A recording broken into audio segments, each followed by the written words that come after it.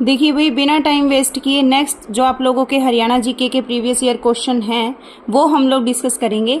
और ये जो सीरीज है ना भाई, ये सभी बच्चों के लिए बहुत ज़्यादा बेनिफिशियल है। अभी आप लोगों के सारे एग्जाम होने वाले हैं, 56 group, 57 group, Haryana police, CET, जो भी एग्जाम होगा उसके अंदर 25% आपका हरियाणा जीके का पोर्शन आएगा, है ना। कितना आएगा? 25%। तो बस उसी लिए हम लोग क्या कर रहे हैं, उसके लिए ही सारे पेपर मैंने आप लोगों को 100 के करीब क्वेश्चन पेपर बताए थे, है ना। और रोज की आप लोगों की यूं लगा लो सिर्फ 10-10 मिनट की ही वीडियो होती है। आप लोग 10 मिनट तो अपने निकाल ही सकते हो ना, इतने क्वेश्चन रिवाइज कर लोगे, पता भी नहीं चलेगा। तो देखो फर्स्ट क्वेश्चन आप लोगों के सामने, पानीपत के तीसरे युद्ध में मराठों की हारने के शासक को उत्साहित किया जिन्होंने अपने पुत्र जवाहर सिंह को गुड़गांव और रोहतक के मुगल मौजदार मुसावी खान पर हमला करने के लिए भेजा। अब देख लो कितना बढ़िया क्वेश्चन है। क्या आप लोग इस क्वेश्चन पे पहुंच पाते अगर आपने प्रीवियस ईयर ना की होते तो क्या बोल रहा है इसने? सूरजमल। क्या हो जाएगा? सूरजमल को उत्साहित करने के लिए जिन्होंने अपने पुत्र जवाहर सिंह को गुड़गांव और रोहतक के मुगल फौजदार मुसावी खान पर हमला करने के लिए भेजा। महाराजा जवाहर सिंह महाराजा सूरजमल का प्रतापी ज्येष्ठ पुत्र था, सबसे बड़ा बेटा था।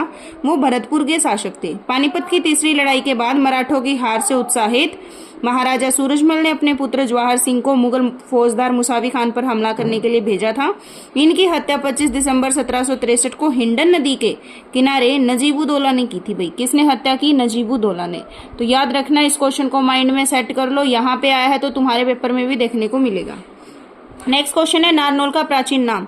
तो सोचिए भाई क्या हो सकता है? नंदीग्राम, गुड़गांव, नांगल या फिर इनमें से कोई नहीं। तो राइट आंसर हो जाएगा इसका नर राष्ट्र। नारनौल का प्राचीन नाम क्या था? नर राष्ट्र था। नर राष्ट्र क्या था भाई? नर राष्ट्र था। तो इनमें से कोई नहीं आप लोगों का राइट आंसर है नर राष्ट्र। ओके, नारनौल का प्राचीन नाम नर राष्ट्र था।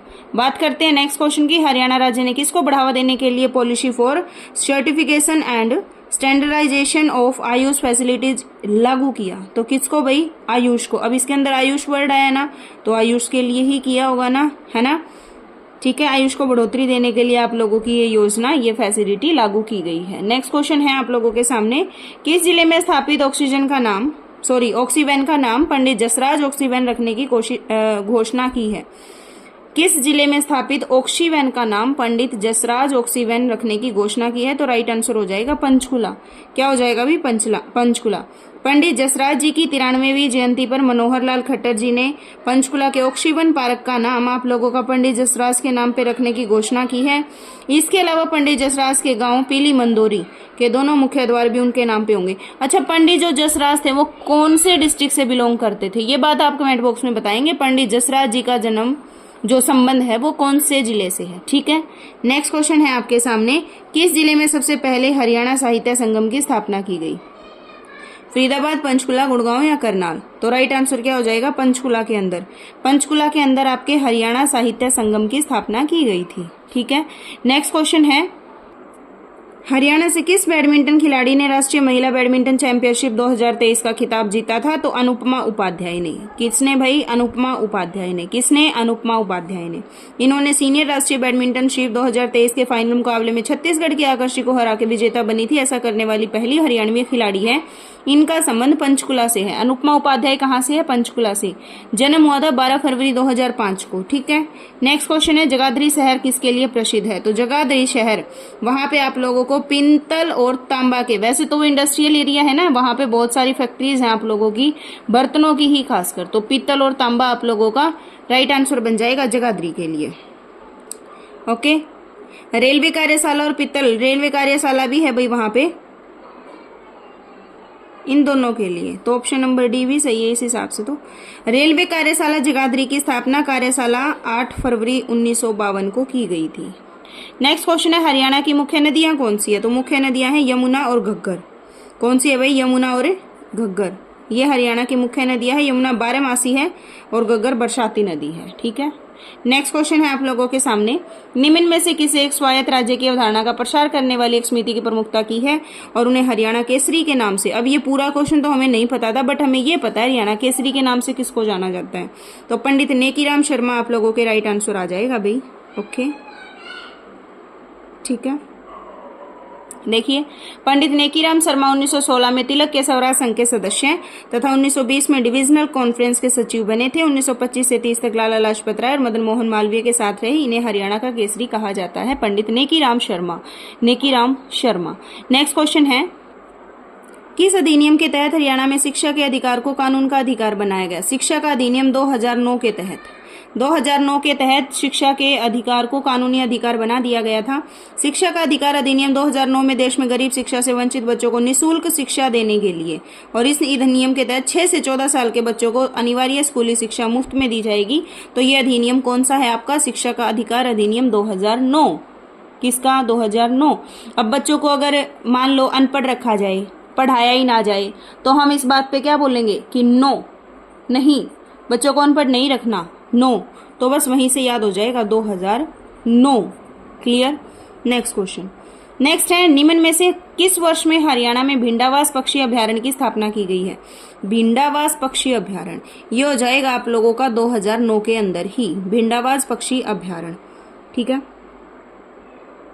ओके। देखिए भाई, भिंडावास वन्यजीव अभ्यारण्य, ये वन्यजीव अभ्यारण्य तो आपका 1986 में ही बन गया था, जबकि 3 जून 2009 को केंद्र सरकार द्वारा इन्हें क्या दी गई?